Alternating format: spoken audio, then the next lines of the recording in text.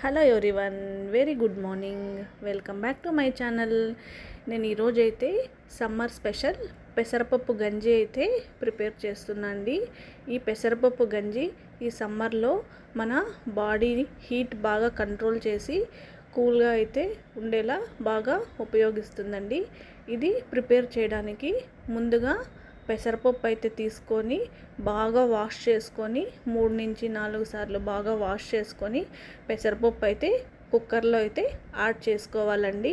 తర్వాత అందులోకి బాయిల్ అవ్వడానికి సరిపడినంత వాటర్ అయితే వేసుకొని 2 విజిల్స్ అయితే పెట్టుకున్నట్లయితే పెసరపప్పు బాగా స్మూత్గా అయితే ఉడికిపోతుందండి.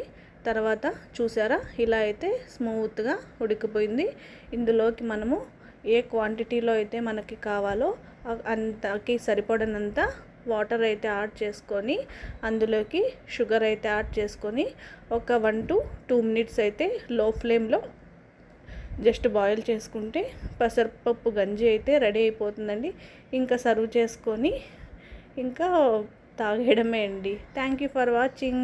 Please like and subscribe for the more videos.